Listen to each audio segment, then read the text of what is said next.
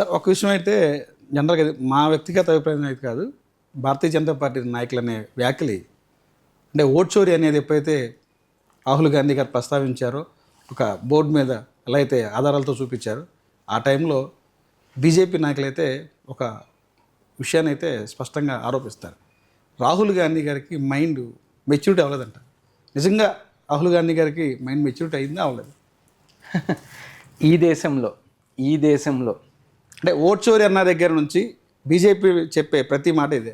సరే, అవగాహన రాహిత్యం, మైండ్ మెచ్యూరిటీ కాకపోవడం వల్ల ఇలాంటి ఓడిపోయిన దాంట్లో అలా ఫ్రస్ట్రేషన్లో మాట్లాడతారు. మైండ్ మెచ్యూరిటీ అనే పెద్ద పదం వాళ్ళు వాడారు, కానీ ఇది మాకు సంబంధించి కాదు, బీజేపీ ఆరోపించిన ఆరోపణ. నేను మీ ద్వారా రాష్ట్రంలో బీజేపీ నాయకులు కావచ్చు, దేశంలో బీజేపీ నాయకులు కావచ్చు, నాది చాలా చిన్న స్థాయి, చిన్న కార్యకర్తని, బట్ స్టిల్ సవాల్ అనేది పెద్ద పదం, బట్ స్టిల్ ఆ పదం వాడుతున్నా.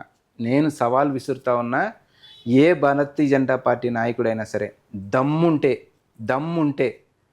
15 నిమిషాలు రాహుల్ గాంధీ గారికి, నరేంద్ర మోడీ గారికి డిబేట్ పెట్టించండి. అంటే మీరు అనుకున్న స్క్రిప్ట్ చదివి వెళ్ళిపోవడం కాదు.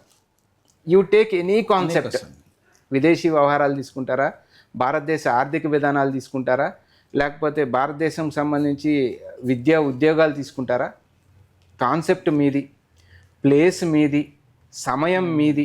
నరేంద్ర మోడీకి, రాహుల్ గాంధీ గారికి ఒక్క 15 నిమిషాలు 1-on-1 డిబేట్ పెట్టించండి. ఎవరి బుర్ర ఎంత ఉంది, ఎవరి శక్తి సామర్థ్యాలు ఎంత, ఎవరి తెలివితేటలు ఎంత అనేది పాలకు పాలు నీళ్ళకు నీళ్ళుగా తేలుతుంది తప్ప బయట కూర్చొని అనేక మాటలు మాట్లాడచ్చు. ఓట్ చోరీ అని అతను మాట్లాడుతున్నప్పుడు విత్ ఎగ్జాంపుల్స్, ఇదిగో పలానా చోట పలానా జరిగింది, 21 చోట్ల ఒకే ఫోటోతో ఉంది, 0 అడ్రస్తో ఉంది, ఒకే ఇంట్లో 800 ఓట్లు ఉన్నాయి, ఒక చిన్న ఫ్లాట్, చిన్న రూమ్లో 800 ఓట్లు ఉన్నాయి అని పూర్తి ఆధారాలతో అతను తీసుకొచ్చినప్పుడు మీ ముందు, బీహార్లో మీరు ఎస్ఐఆర్ నిర్వహించారు, ఎస్ఐఆర్లో కొన్ని లక్షల పేర్లు తొలగించారు, మీరు తొలగించిన పేర్లలో ఇదిగో చనిపోయారని తొలగించిన వ్యక్తులు ఇదిగో బతికే ఉన్నారు అని సుప్రీంకోర్టు ముందు పెట్టడం. అదేవిధంగా పలానా వాళ్ళు ఈ రాష్ట్రంలో ఈ గ్రామంలో లేరు అని మీరు ఓట్లు తొలగిస్తే వాళ్ళందరూ ఈ గ్రామాల్లో ఆ ఊర్లలో ఉన్నారు అని ఆ ప్రజల్ని మన ముందు తీసుకొచ్చి పెట్టడం. అతను మాట్లాడిన ప్రతి మాట సాక్ష్యాధారాలతో మాట్లాడినప్పుడు దాన్ని నిరూపించుకోవాల్సిన బాధ్యత ఎవరిది? విశ్వసనీయతను నిలబెట్టుకోవాల్సిన బాధ్యత ఎవరిది? ఎలక్షన్ కమిషన్ ఆఫ్ ఇండియాది. వీళ్ళెందుకు భుజాలు తడుముకుంటున్నారు? వీళ్ళెందుకు బాధపడతా ఉన్నారు? ఎలక్షన్ కమిషన్ ఆఫ్ ఇండియాని క్వశ్చన్ చేస్తే ఇన్ఫ్యాక్ట్ నిన్న ఒక మేధావి వర్గం, 272 మంది మేధావి వర్గం, దాదాపుగా ఆర్ఎస్ఎస్తో, భారతీయ జనతా పార్టీతో ప్రత్యక్షంగా పరోక్షంగా సాన్నిహిత్యం లేకపోతే లింకులు కలిగి ఉన్న మేధావి వర్గం రాహుల్ గాంధీ గారికి ఉత్తరం రాసింది.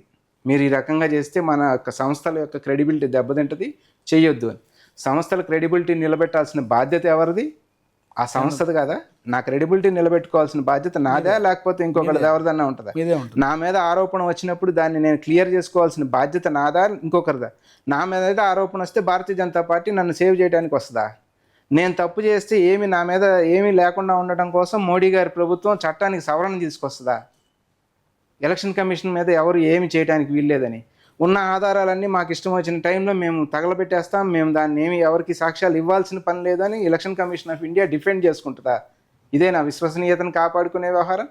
తర్వాత కేంద్ర ప్రభుత్వానికి బాధ్యత లేదా? ఆ సంస్థ యొక్క విశ్వసనీయతను నిలబెట్టాల్సిన బాధ్యత కేంద్ర ప్రభుత్వానికి లేదా? 100%. వీళ్ళందరూ గాలికి వదిలేసి రాహుల్ గాంధీ ప్రజల కోసం, ప్రజలు ఓట్లు తీసేస్తే వాళ్ళకు ఉన్న ఓటు హక్కు ఖచ్చితంగా రాజ్యాంగం కల్పించిన హక్కు, దాన్ని తీసేయడం తప్పయ్యా, ఇదిగో మీరు మీ దీంట్లో తప్పు జరుగుతూ ఉంది, తప్పును సరిదిద్దండి అంటే దేశాన్ని అవమానిస్తారు, అతనికి బుర్రలేదు, క్రెడిబిలిటీ నిలబెట్టట్లేదు, ఇవే ఆరోపణలు.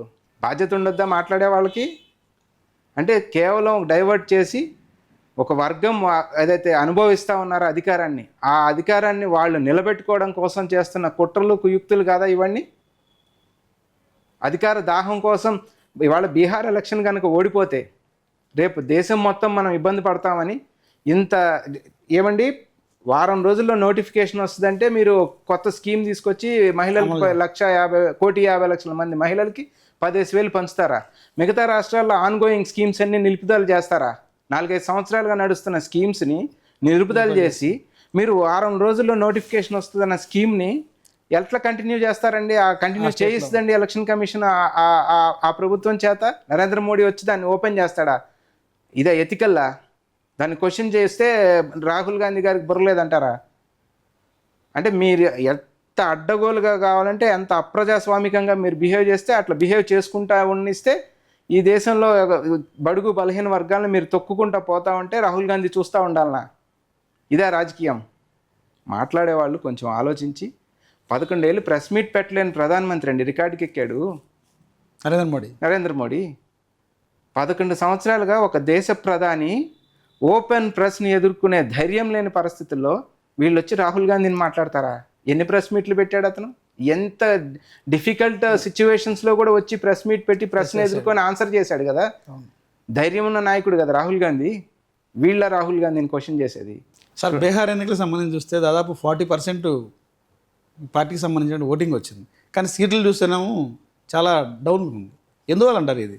మీరు అంటే వచ్చిన రిజల్ట్స్ ట్రెండ్స్ని కూడా అనలైజ్ చేస్తే ఎక్కడెక్కడైతే అధిక మెజారిటీలతో భారతీయ జనతా పార్టీ కావచ్చు, జనతాదళ్ యునైటెడ్ కావచ్చు గెలిచిందో ఆయా కాన్స్టిట్యున్సీస్లో ఎస్ఐఆర్లో తొలగించిన ఓట్ల శాతం ఎక్కువ ఉంది.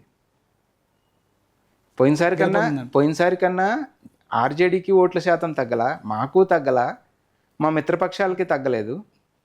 బట్ వీళ్ళకి సీట్లు పెరిగినాయి అన్నప్పుడు దాన్ని క్లియర్ కట్గా ఇదే అమిత్ షా చాణక్యనీతి. ఇంకా అక్కడ అంతకుమించి అమిత్ షా చాణక్యనీతి ప్రజలను ఒప్పించి గవర్నమెంట్ని చేసి ఏం కాదు. ఓట్ మ్యానిపులేషన్ ఏదైతే ఉందో, రాహుల్ గాంధీ ఏదైతే మనకి సాక్ష్యాలతో ముందు పెడతా ఉన్నాడో ఆ మ్యానిపులేషన్ ద్వారా వాళ్ళు ప్రభుత్వాన్ని ఏర్పాటు చేసుకుంటా ఉన్నారు. దాని election commission of India nothing but వాళ్ళ ఒక అనుబంధ సంస్థ. సే ఫర్ ఎగ్జాంపుల్ కాంగ్రెస్ పార్టీకి అనుబంధ సంస్థలు youth Congress, NSU ఎట్లుంటాయో, Bharatiya Janata party అనుబంధ సంస్థల్లో ఎలక్షన్ కమిషన్ ఆఫ్ ఇండియా కూడా ఒక అనుబంధ సంస్థగా తయారైన తర్వాత వస్తున్న రిజల్ట్సే తప్ప నిజంగా ప్రజలతో ఓటేయించుకొని ప్రజల మనల్ని పొంది వస్తున్న గవర్నమెంట్స్ అయితే ఇవి కావు. దీనిపై ఏమన్నా రాష్ట్రపతి కానీ సుప్రీంకోర్టు కానీ వెళ్ళే ఉందా, అవకాశం ఉందంటారా?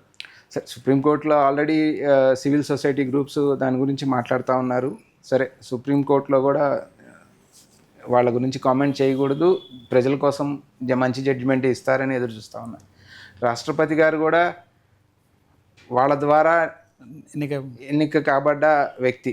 So but by and large ఈ దేశంలో ప్రజాస్వామ్యం కాపాడాలి అనుకున్నప్పుడు కొంత ఆ ఆలోచన నుంచి, ఆ కబంధ హస్తాల నుంచి బయటకు వచ్చి ఇటు సుప్రీంకోర్టు నుంచి కానీ లేకపోతే అటు ప్రెసిడెంట్ గారు కానీ వీళ్ళందరూ కొంత ఆలోచన చేసి, అంటే ఈ 5 ఏళ్ళలో ఇంకొక 10 ఏళ్ళలో నరేంద్ర మోడీని కుర్చీలో కూర్చోబెట్టడం అనేది పెద్ద విషయం కాదు, వాళ్ళు ఏదైనా చేస్తారు. బట్ 100 సంవత్సరాలు ఉండాల్సిన దేశం కదా ఇది. సో ఆ దేశానికి జరగబోయే నష్టం ఏంటి, 100 సంవత్సరాల తర్వాత ఇప్పుడు ఇట్లా చేసుకుంటూ పోతే రాబోయే రోజుల్లో జరిగే డ్యామేజ్ ఏంటి, దాన్ని మన చేతుల్లో ఉన్న పవర్తో మనం కంట్రోల్ చేయాలి అని దేశం గురించి ఆలోచించి దేశభక్తి ఉన్న ఎవరైనా సరే దీనికి వ్యతిరేకంగా ఆలోచించాల్సిన పరిస్థితి అయితే ఉంది ఈ రాజకీయాలు. అంటే దేశవ్యాప్తంగా చూస్తే ఇంకా కాంగ్రెస్ డౌన్ పోల్లో ఉంది. రాబోయే రోజుల్లో 29 రాష్ట్రాల్లో కూడా బీజేపీ విస్తరించింది చెప్పంటారు. నిజంగా ప్రజల్లో అంత ప్రభావం ఉందంటారు?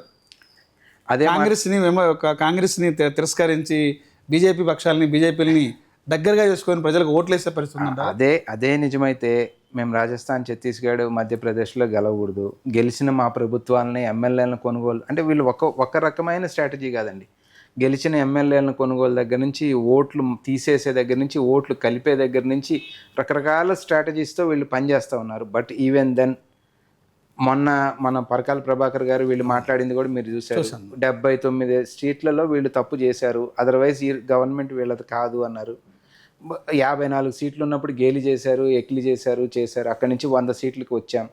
సో ప్రజలు కాంగ్రెస్ను కోరుకుంటా ఉన్నారు, ప్రజలు కాంగ్రెస్ పరిపాలన కోరుకుంటా ఉన్నారు. ఈ వ్యవస్థల్లో ఉన్న అస్తవ్యస్తం లేకపోతే వ్యవస్థలతో కుమ్మక్కైన భారతీయ జనతా పార్టీ కబంధ హస్తాల్లో నుంచి తీసుకురావాల్సిన పోరాటం ఇప్పుడు జరుగుతూ ఉంది.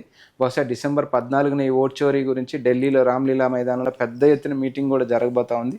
ఇక ఈ ఉద్యమం ఒకవేళ ప్రజల్లోకి వచ్చి ప్రజా ఉద్యమంగా రూపుదిద్దుకున్న నాడు ప్రజలు డిసైడ్ చేస్తారు ఎవరు ఉండాలి, ఏంటి, ఎట్లా జరుగుతుంది అనేది ప్రజలు డిసైడ్ చేస్తారు. బీహార్లో కాంగ్రెస్ పార్టీ అధికారం చేపడుతుంది, అక్కడ నుంచి స్టార్ట్ అవుతుంది కాంగ్రెస్ పార్టీకి అనేది. రాబోయే రోజుల్లో ప్రధానిగా రాహుల్ గాంధీని చూస్తారనేది చాలామంది అనుకున్నారు. ఎందుకు రాహుల్ గాంధీ గారికి ప్రధానమంత్రి సీటుకి అసలు మ్యాచ్ అయ్యే పరిస్థితి చాలామంది కాదండి. వాస్తవంగా భారతీయ జనతా పార్టీకి కూడా తెలుసు ఆ విషయం.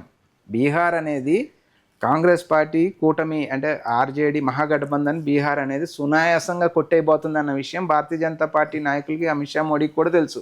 అందుకే కదా 70 లక్షల ఓట్లు మ్యానిపులేట్ చేసింది. 49 లక్షల ఓట్లు తీసేశారు, ఒక 29 లక్షల ఓట్లు కలుపుకున్నారు. ఎలక్షన్ కమిషన్ ఆఫ్ ఇండియాని ఈ ఈ 7,49,00,000 డేటా ఏది ఇచ్చారు, ఇది కాదు మాకు కావాల్సింది, మీరు తీసేసిన 49 లక్షల ఓట్లు ఎవరివి, కలిపిన 20 లక్షల ఓట్లు ఎవరివి, అవి మెషిన్ రీడబుల్ డేటా ఇవ్వండి అన్నప్పుడు అది కదా డేటా ఇవ్వట్లేదు. అది అది అది కదా మనకు కావాల్సింది. డెఫినెట్గా రాహుల్ గాంధీ గారు వాటికి కూడా సాక్ష్యాలతో బయటకు వస్తారు, ప్రజల ముందు మనకు ప్రతిదీ క్లియర్గా పెడతారు. ఎన్నన్నా చేసుకునేవ్వండి, 2029 నాటికి కాంగ్రెస్ పార్టీ నాయకత్వంలో రాహుల్ గాంధీ గారు ప్రధాని అవ్వటం ఈసారి అయితే ఆపలేరు. ఎందుకంటే వాళ్ళ మోసాలన్నీ ఒకటొకటిగా ఇన్ని రోజులు మేము అర్థం కాలే అసలు ఏంటి అనేది. అదే రాహుల్ గాంధీ గారే చెప్పారు, సాక్ష్యాలతో వాస్తవాలు తెలుసుకోకుండా నేను మాట్లాడలేదు, ఏం జరిగిందో నాకు అర్థం కాలే, ఇప్పుడు నాకు అర్థమైంది, సాక్ష్యాలతో తెలుస్తూ ఉన్నాయి, సో పూర్తి డేటాతో మీ ముందు వస్తున్నాను అని ప్రజలకు తెలియజేస్తూ ఉన్నారు. ఇప్పుడు ప్రస్తుతానికి ప్రజలకు తెలియజేసే పరిస్థితిలో ఉంది.